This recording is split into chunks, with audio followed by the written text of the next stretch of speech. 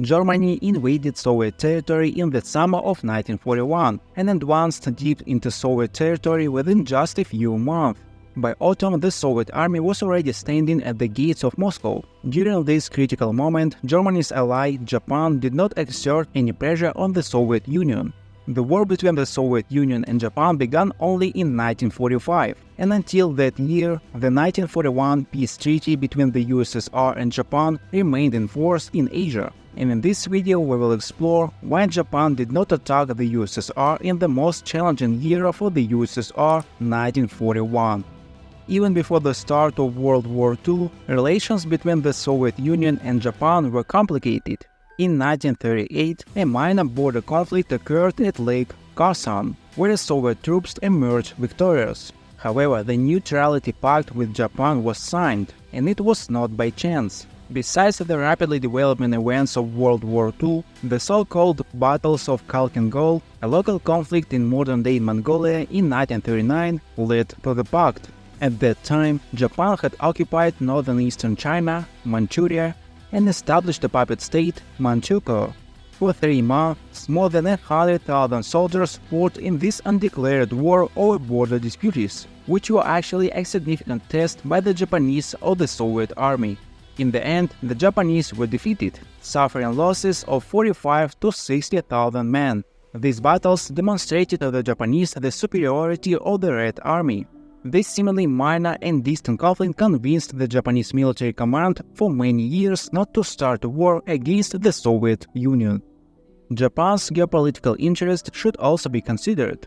An attack on the Soviet Union by Japan can be viewed primarily as a German interest. The Japanese showed little interest in capturing Soviet territories. All their imperialistic plans revolved around Southeast Asia. Even the Japanese government's project to create the so-called Greater East Asia Co-Prosperity Sphere did not include Soviet lands. The project was based on the concept of Asia for Asians and had a strictly anti-colonial focus. Thus, the Japanese called for uprisings against colonial powers. Many Asian peoples saw the Japanese as allies or liberators. For example, Thailand was occupied by the Japanese without resistance, and before the occupation, the Thais themselves fought against French colonizers.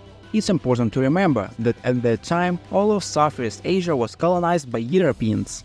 The most crucial aspect was that this region possessed many resources necessary for Japan and had a favorable climate. Japan was under an economic blockade by Western countries and was in desperate need of resources. Wars with China and the USA were also significant factors. Japan began active expansion into Chinese territories in the 1930s. In 1932, a puppet state was established in Manchuria, and by 1937, a full-scale war between Japan and China had begun. Despite being in a state of civil war, the communists and the nationalists united against the Japanese aggressor and resisted them. Despite the Japanese army's superiority over the Chinese, Japan failed to conquer China within 4 years. Therefore, even in 1941, the Chinese front remained crucial for Japan. China was Japan's target, but the active phase of the war also spread to other parts of Asia. In late 1941, Japan opened another front against the Americans.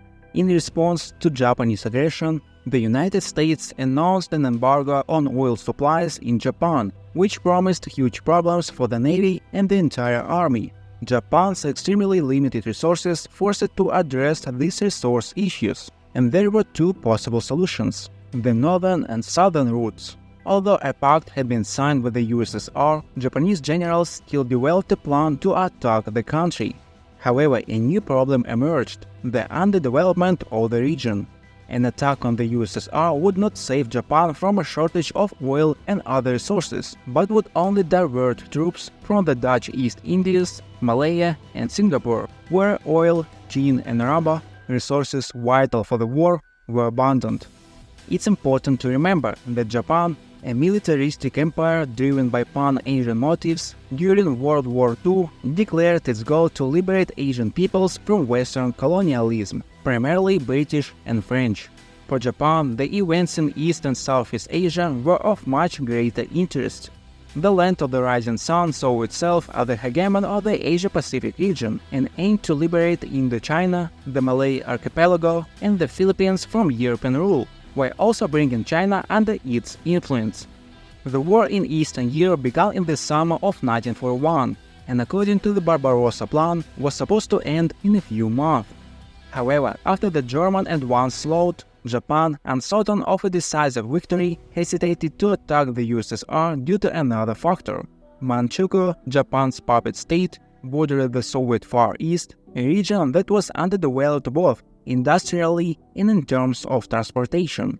The extreme limitation of resources and the remoteness of the main cities of the Soviet Union made an offensive both meaningless and dangerous for Japan. Even if the Japanese army could advance into the country, sabotage of even a few roads in the region would jeopardize the entire military campaign, and to cause significant damage, the Japanese would need to rapidly advance deep into the country towards the European part, spanning thousands of kilometers. The issue of manpower should also be considered. Japan had already experienced war with densely populated China, where it almost always faced a shortage of personnel. An attack on the USSR with its vast population could have been catastrophic for Japan. Due to the complexity of the terrain, the Soviets would not have needed massive forces, as the advance could not have been swift, as it was on the plains and the European part of the USSR. Guerrilla warfare, which would also have been waged in Siberia, would inflict significant damage on Japanese troops. The technical superiority of the Red Army also played a role. In the Soviet Far East, there were 1,700 tanks and aircraft, which called into question the success of the Japanese campaign overall. Although the Japanese army was large, it was poorly equipped by the standards of European armies and relied more on the resolve of its soldiers than on technology.